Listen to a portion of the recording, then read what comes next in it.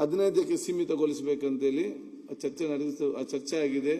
ಅದಕ್ಕೆ ನಾವು ತಗೊಳ್ಳುದಿಲ್ಲ. ಈಗ ನೀವು BSc ಅಲ್ಲಿ ಮಾತಾಡೋರೆಲ್ಲ ಯಾವ ಬೇಕಾದ್ರೂ ಇದು ನಿಂತ್ಕೊಂಡು ಮಾತಾಡ್ತಾರೆ.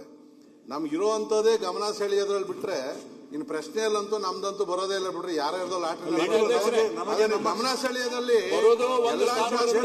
ಅವಕಾಶ ಇದೆ. ಅದರಲ್ಲಿ ಮಾಡಿದ್ರೆ ಅವರ ಕ್ಷೇತ್ರ ಯಾರು ಇದ್ ಮಾಡ್ತಾರೆ. ದಯವಿಟ್ಟು ನಮ್ಮ ಹಕ್ಕುಗಳು ಇದ್ ಮಾಡಬೇಡಿ ಅಧ್ಯಕ್ಷ, ಅವ್ರು ಹೇಳಿದ್ರು ಅಂತ ಹೇಳಿ ಮಿನಿಮಮ್ ಅಟ್ಲೀಸ್ಟ್ ಒಂದು 25-30 ಆದ್ರೂ ಇಡಿ ದಯವಿಟ್ಟು.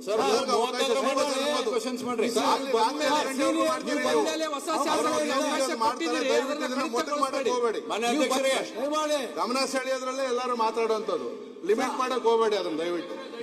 ದಯಮಾಡಿ ಹೊಸದಾಗಿ ಬಂದಿರುವಂತ ಶಾಸಕರಿಗೆ ಮಾಡಬೇಕು. ಇದೊಂದೇ ಅವಕಾಶ ನಮ್ಗಿರೋದು. ಇದೊಂದೇ ಅವಕಾಶ. ಬೇರೆ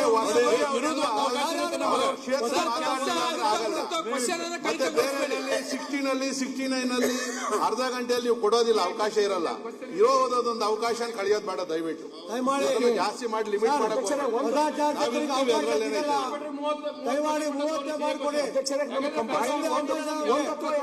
ಈಗ ನಿಮ್ಮ ಫಸ್ಟ್ ಟೈಮ್ ಶಾಸಕರಿಗೆ 2 ಕೊಡ್ರಿ, 2-3 ಕೊಟ್ಟು ಲಿಮಿಟ್ ಮಾಡಿ. ಎಲ್ಲರಿಗೂ ಮಾತಾಡೋಕೆ ಅವಕಾಶ ಕೊಡಿ ದಯವಿಟ್ಟು. ಅವಕಾಶ ಇದೆ. ಒಂದು ಅಥವಾ 2 ಸ್ಟಾರ್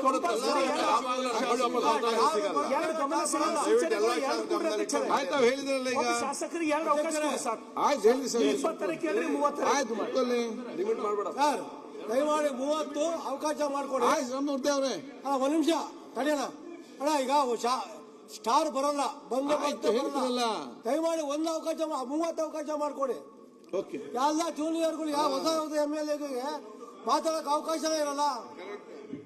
ದಯಮಾಡಿ ಹಿಂದೆ ಇರೋರ್ಗೆ ಅವಕಾಶ ಸಿಗ್ತಾ ಇಲ್ಲ. ನಮ್ಗೆ ಅವಕಾಶ ಮಾಡ್ಕೊಡ್ಬೇಕು ಅಂತ ಕೇಳ್ಕೊಂತೀವಿ.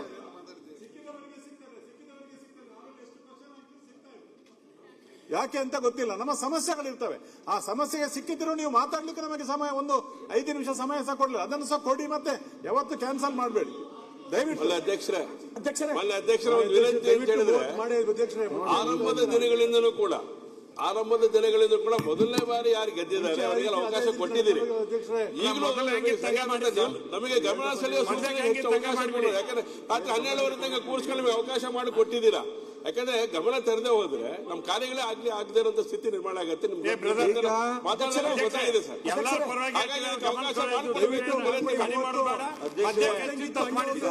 ಸಮಯ ಲೇಟ್ ಆದ್ರೂ